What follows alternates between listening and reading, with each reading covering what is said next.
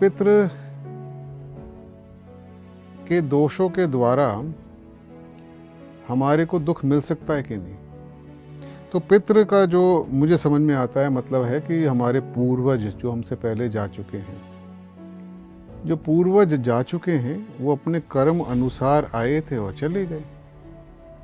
उनसे हमारा जुड़ाव उतना ही है जितना कि एक ग्रुप के अंदर होता है। याद रखिए, हमने बात करी थी ग्रुप कर्मा की।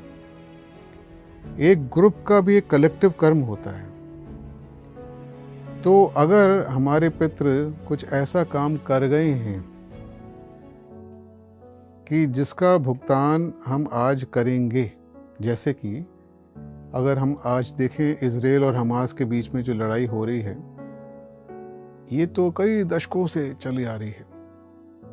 या हम कहें आज की डेट में हमारे देश के अंदर कुछ मंदिर अब दोबारा बन रहे हैं, कुछ स्ट्रक्चर्स को हटाकर। तो वो आज के लोगों ने तो करा नहीं काम, वो तो पुराना हुआ है काम। तो वो उसका कैरी फॉरवर्ड तो है, वो तो हो रहा है। पर क्या ये दोष दे रहा है? ये दोष नहीं दे रहा है। ये हम उसको पकड़ के आगे चल रहे हैं। हम उसको मानते हैं कि ये हमारा है तो आगे चल रहे हैं। तो ये हमारा क्रियामन हो गया। पितृदोष ऐसा डायरेक्टली तो कोई है नहीं, थियोसफी में तो कुछ भी ऐसा जिक्र नहीं है ना। लॉजिक बताता है कि जो जा चुका है वो कैसे दोष देगा। मान लीजिए कोई मेरा पूर्वज है, वो एस्ट्रल प्लेन के अंदर है, वो मुझे देखता है, उसको लगता है मैं कुछ गलत काम कर रहा हूँ और मुझे कोसता है। तो ये उतना ही है जैसे कोई जीवित व्यक्ति मुझे कोसे, उतना ही बराबर है। इसमें कोई मेरे पे दोष पड़ गया ऐसा नहीं है।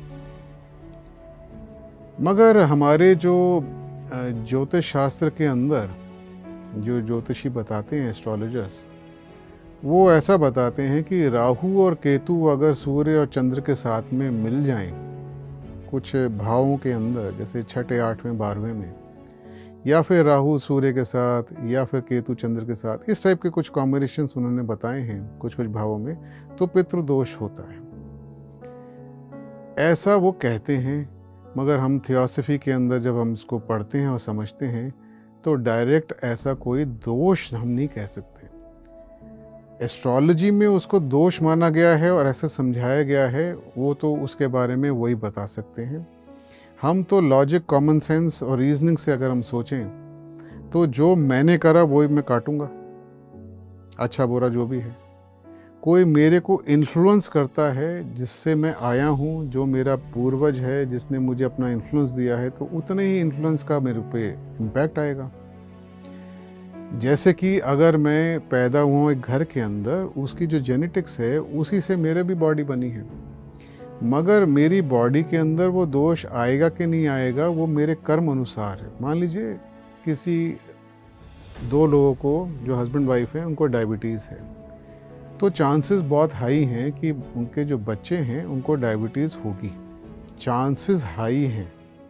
अगर हार्ट डिजीज़ है किसी के घर के अंदर, फैमिली के अंदर, तो चांसेस हाई हैं। ब्रेस्ट कैंसर है किसी के फैमिली में तो चांसेस हाई हैं, मगर प्रोबेबिलिटी है बस। इसका मतलब ये नहीं कि होगा ही होगा, वो चांसेस हाई हैं और आप उसको कुछ ना कुछ करके बचा सकते हो।